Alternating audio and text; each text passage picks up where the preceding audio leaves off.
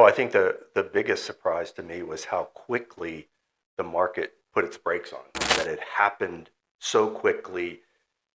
Basically, all buyers gave up, and the homes that were on the market stayed longer. I'm very confident that we are past the point of no return about affordability here in the United States.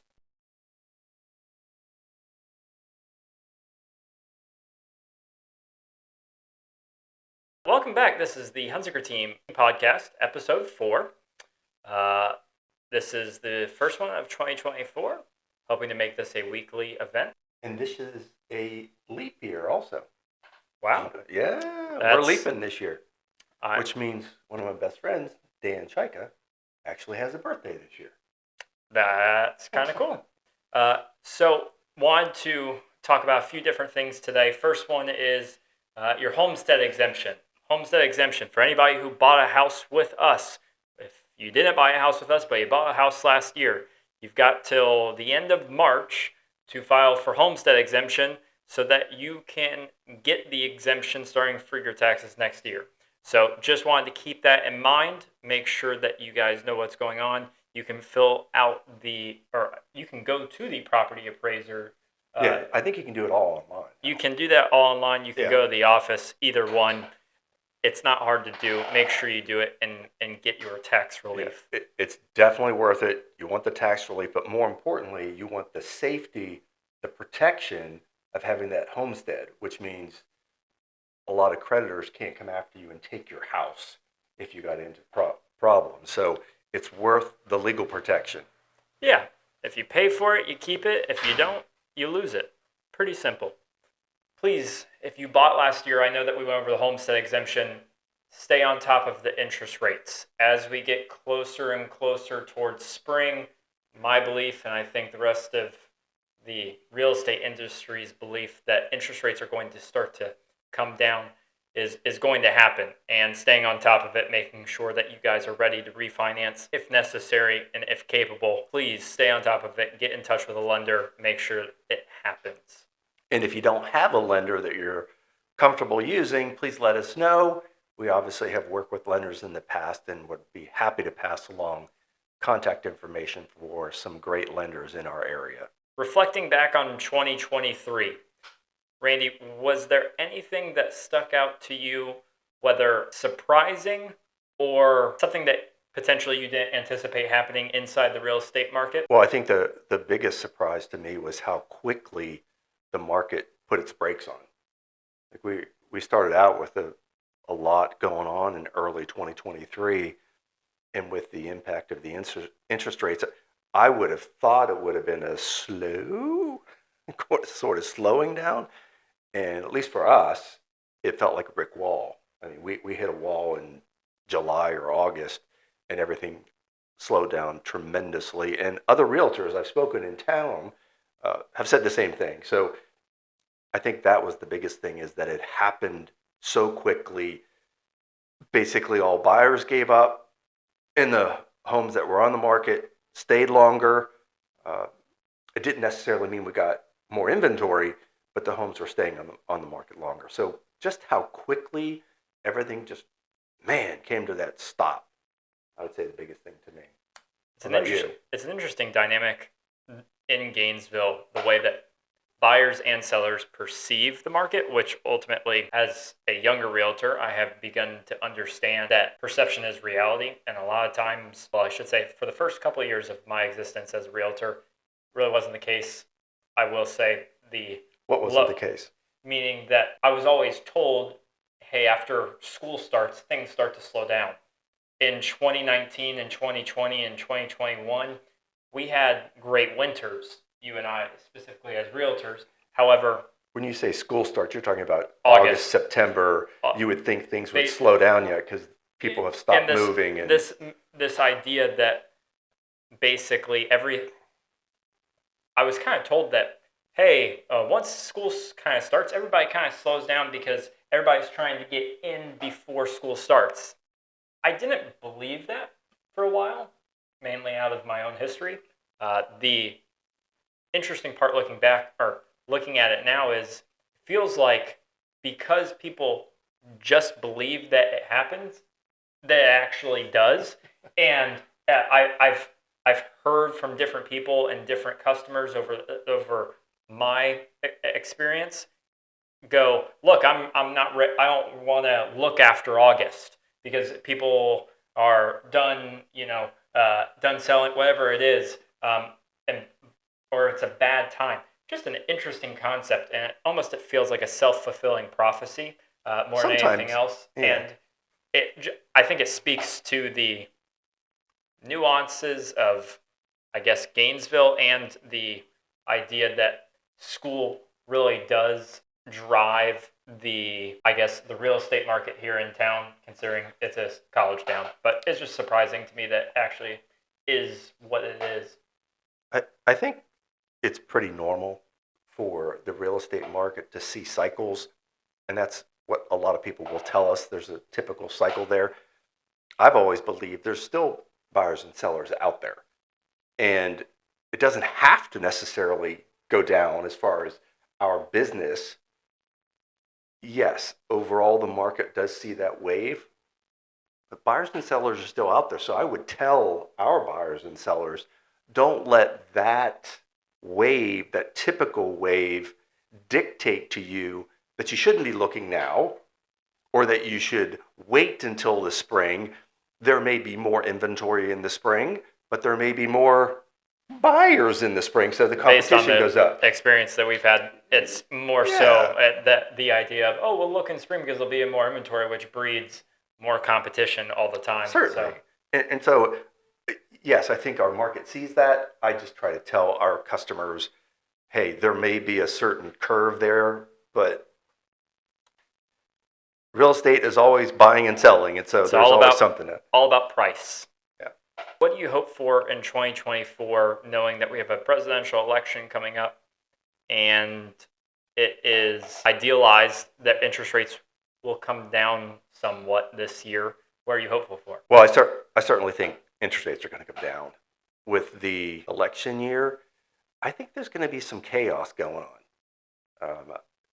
No way to predict anything like that, but I don't think this is going to be a normal presidential election year because of the animosity toward one of the candidates. It feels like something's going to happen. So it's going to be difficult to predict how the overall market moves just because I feel like, I don't have any expertise in this, but it feels like something could be happening with the way our society and the way people view the election and who the candidates are. And there just feels like there could be some potential turmoil out there, and it's not predictable. So we don't know what it would do to the market, whether it goes up or down, whatever it is.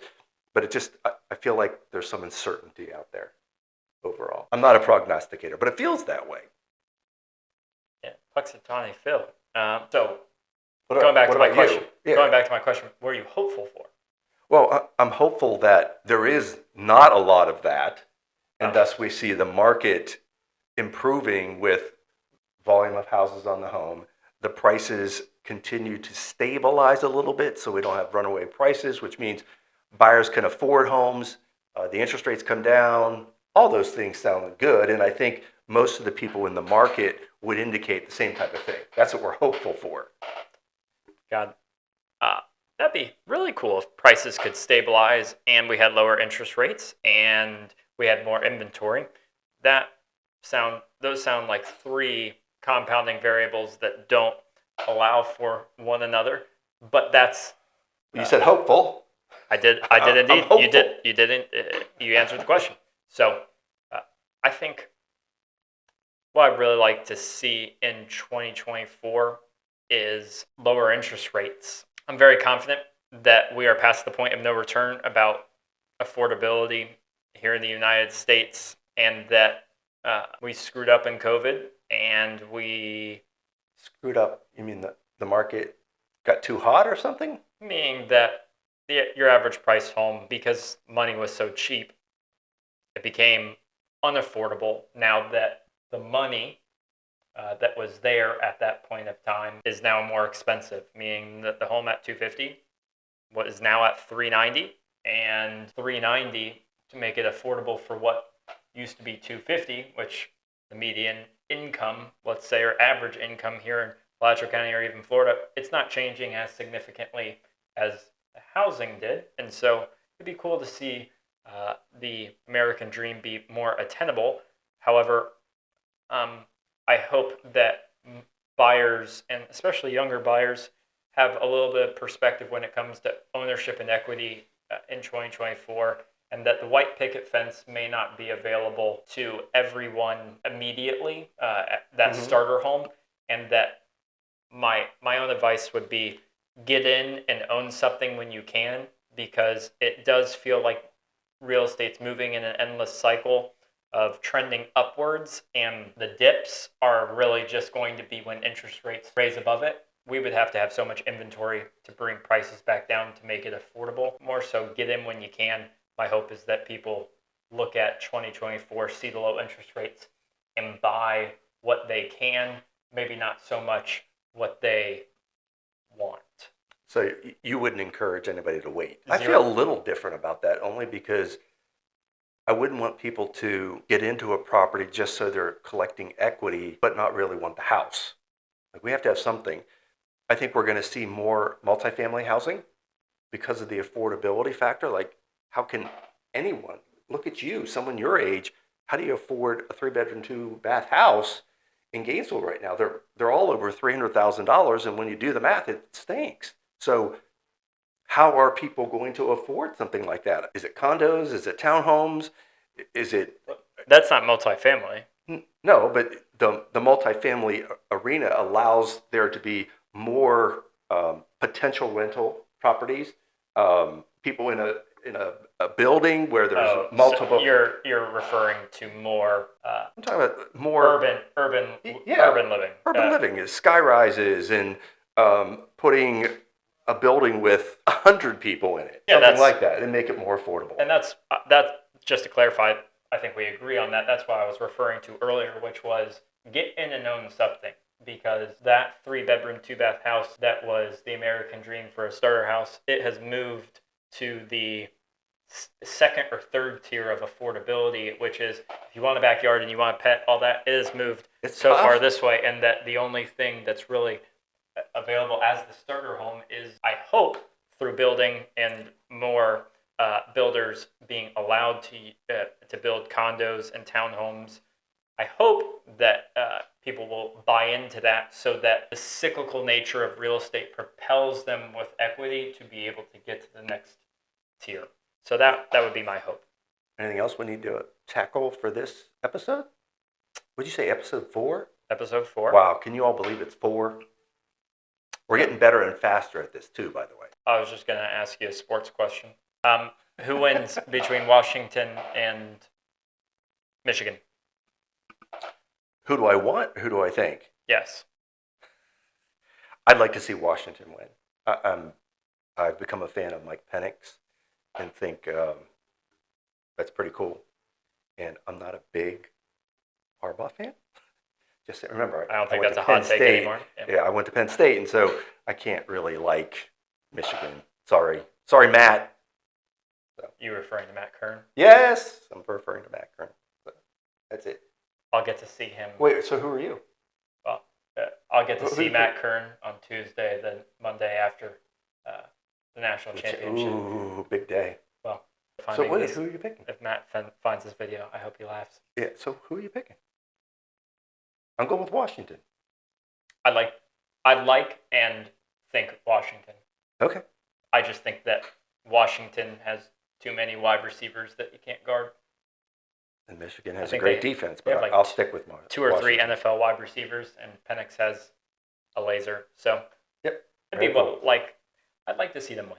That's the end of the Hunziker Team Podcast, episode 4. Great seeing you all. Hope you have a great week. Hope you guys win on Monday night. Not really, but you know what I mean. I just am hopeful for you.